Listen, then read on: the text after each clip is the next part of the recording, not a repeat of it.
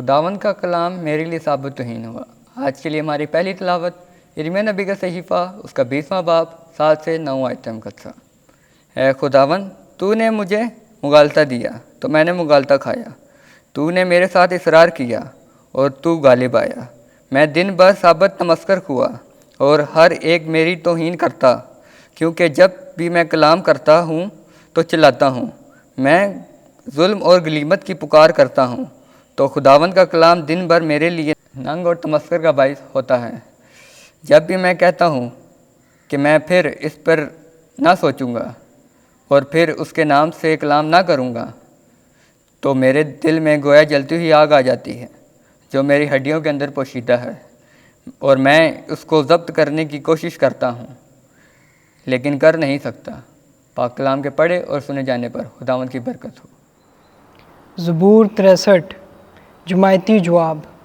اے خداوند، میری جان تیری پیاسی ہے۔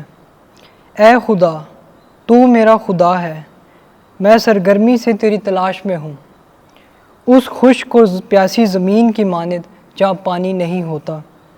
میری جان تیری پیاسی اور میرا جسم تیرا مشتاق ہے۔ جماعتی جواب۔ اے خداوند، میری جان تیری پیاسی ہے، پس میں مقدس میں تجھے تاکتا ہوں تاکہ تیری قدرت اور تیرے جلال کو دیکھوں، چونکہ تیری شفقت زندگی سے بہتر ہے، میرے لبوں سے تیری تعریف ہوگی۔ جماعتی جواب۔ اے خداوند، میری جان تیری پیاسی ہے، میں زندگی بھر تجھے یوں ہی مبارک کہا کروں گا، میں تیرا نام لے کر اپنے ہاتھ اٹھایا کروں گا۔ میری جان گویا گودے اور چربی سے سیر ہوگی، اور میرا منہ مسرور لبوں سے حمد کرے گا۔ جماعتی جواب۔ اے خداوند، میری جان تیری پیاسی ہے، کیونکہ تو میرا مددگار بنا ہوا ہے، اور میں تیرے پروں کے سائے میں شادمانی کرتا ہوں۔ میری جان تیرے پیچھے لگی رہتی ہے، تیرا دست راست مجھے سنبھالتا ہے۔ جماعتی جواب۔ اے خداوند، میری جان تیری پیاسی ہے۔ آمین۔ اپنی بدن بطور زندہ قربانی پیش کرو۔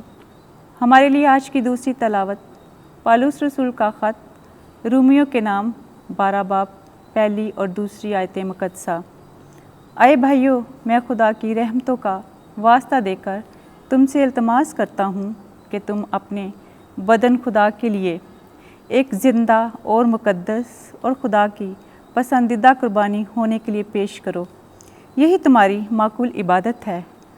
اور اس دنیا کے موافق نہ بنو، بلکہ اپنے بدن کی تجدید سے اپنی صورت تبدیل کرتے جاؤ، تاکہ تم خدا کی مرضی کا یعنی نیکی اور پسندیدگی اور کمال کا امتیاز کر سکو۔ پاک کلام کے پڑھے اور سنے جانے پر خدا کی برکت ہو۔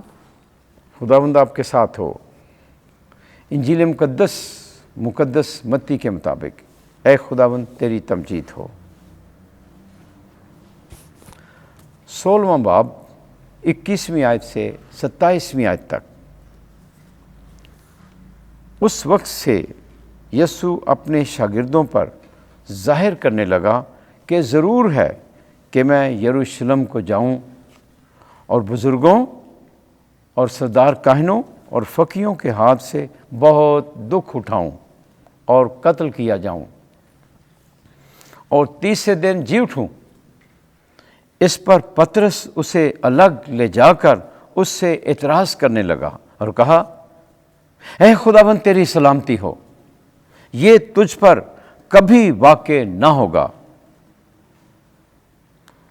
اس نے پھر پطرس سے کہا، اے شیطان، میرے سامنے سے دور ہو، تو میرے لیے ٹھوکر کا باعث ہے، کیونکہ تو خدا کی باتوں کا نہیں بلکہ آدمیوں کی باتوں کا خیال رکھتا ہے۔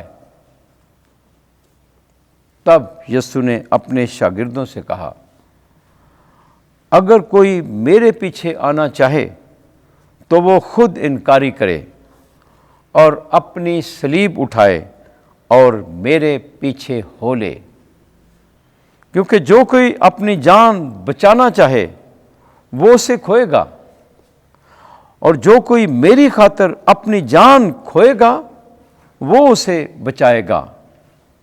کیونکہ آدمی کو کیا فائدہ ہے اگر تمام دنیا حاصل کرے مگر اپنی جان کا نقصان اٹھائے؟ یا آدمی اپنی جان کے بدلے کیا دے گا؟ کیونکہ ابن انسان اپنے باپ کے جلال میں اپنے فرشتوں کے ساتھ آئے گا، اور تب ہر ایک کو اس کے کاموں کے موافق بدلہ دے گا۔ انجیل مقدس کے وسیلے سے ہمارے گناہ معاف کیے جائیں۔ اے مسیح، تیری ستائش ہو۔